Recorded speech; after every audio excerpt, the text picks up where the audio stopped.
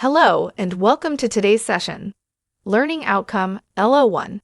Understand the concepts of ownership, co-ownership, and other proprietary rights in land.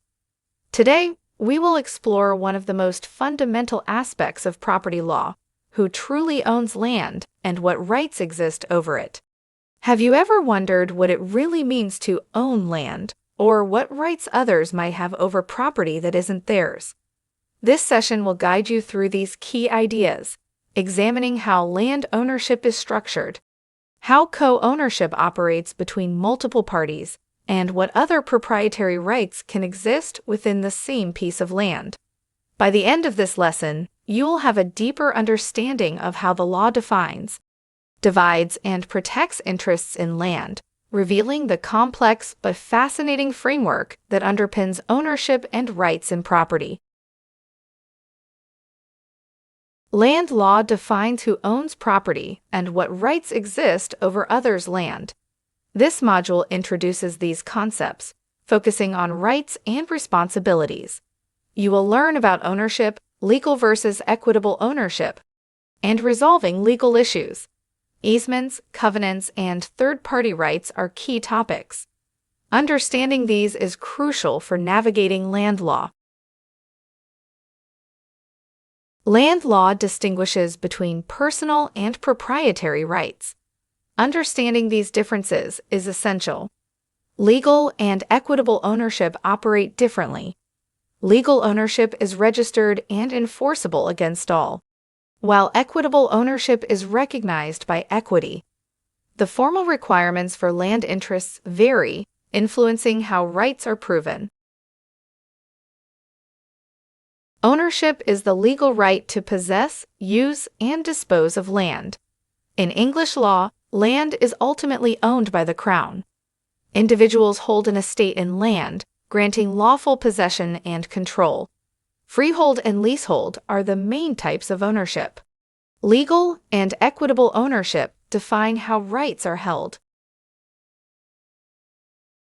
Co-ownership arises when multiple people own the same land. English law recognizes joint tenancy and tenancy in common. Joint tenancy treats co-owners as a single entity with equal shares. Tenancy in common allows distinct shares, which may be unequal. Co-owned land is held under a trust of land. Beyond ownership, various rights can exist over land. Easements, profits apprender, and mortgages are examples. Restrictive covenants limit land use, while licenses grant personal permissions. Leases provide exclusive possession for a term. Registration under the Land Registration Act 2002 is crucial for enforceability. The Land Registration Act 2002 mandates registration for most rights.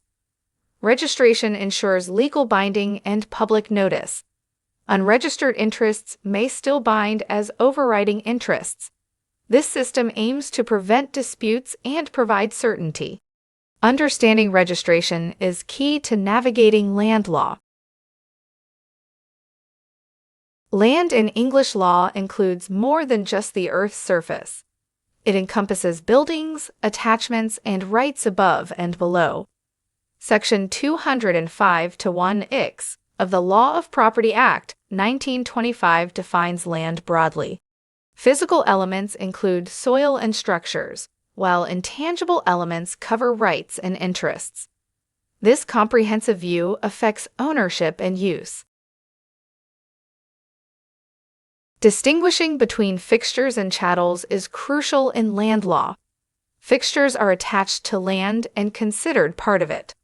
Chattels are movable personal property. The degree and purpose of annexation determine this distinction. Understanding these concepts affects ownership and property rights.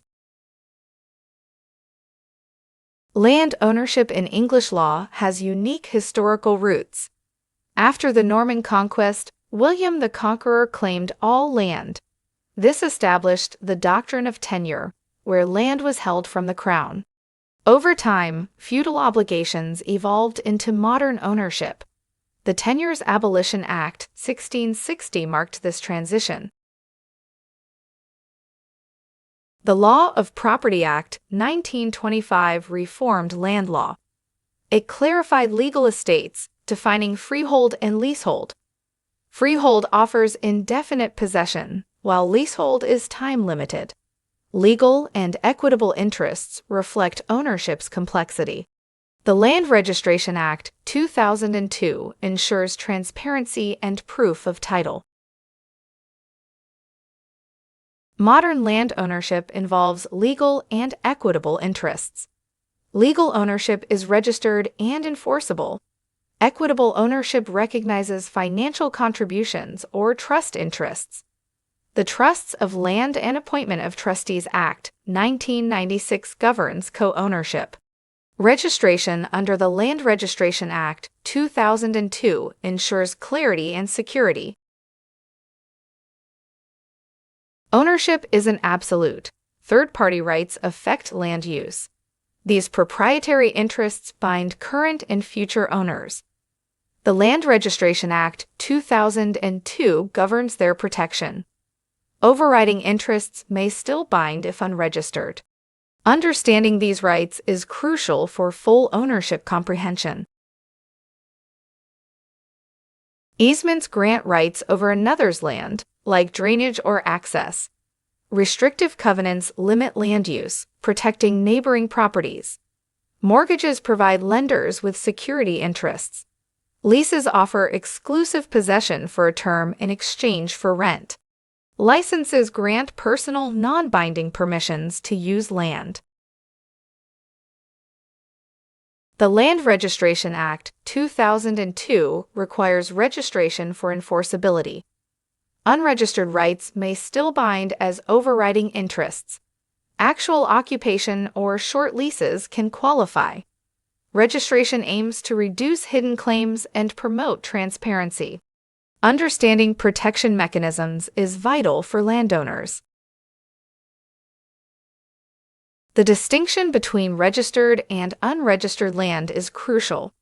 Registered land offers state-backed title security. Unregistered land relies on historical deeds for proof. The Land Registration Act, 2002 modernized the system.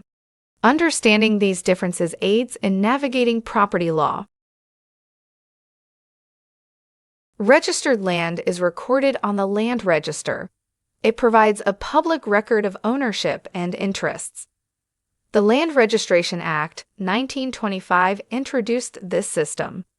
The LRA 2002 modernized it, simplifying conveyancing. Registration offers conclusive proof of ownership, enhancing security. Unregistered land depends on a chain of title deeds. Ownership is proven by historical documents. The Land Charges Act 1972 protects interests through registration against the owner's name. This system is complex and prone to errors. Understanding unregistered land is vital for property transactions. Registered land provides guaranteed title by HM Land Registry. Unregistered land relies on private deeds for ownership proof. Registration simplifies interest creation and transfer. Unregistered land requires examining old deeds. Understanding these differences aids in navigating property law. Unregistered land risks hidden interests and complex conveyancing. Registered land faces potential fraud and overriding interests. The Land Registration Act, 2002 addresses these issues. Compulsory registration aims to modernize the system. Understanding legal challenges is crucial for property transactions. The registered land system enhances transparency and efficiency. It reduces risk and simplifies conveyancing. However, overriding interests and fraud remain challenges. Transition from unregistered to registered land is ongoing. Registration represents a modern approach to property law. In conclusion, this video has provided a comprehensive exploration of the complexities of land law, equipping viewers to navigate property law with greater confidence and clarity. If you have any questions, please feel free to contact me by text or phone on 07000 484 361,688. Thank you for your attention, and I look forward to seeing you at the next session.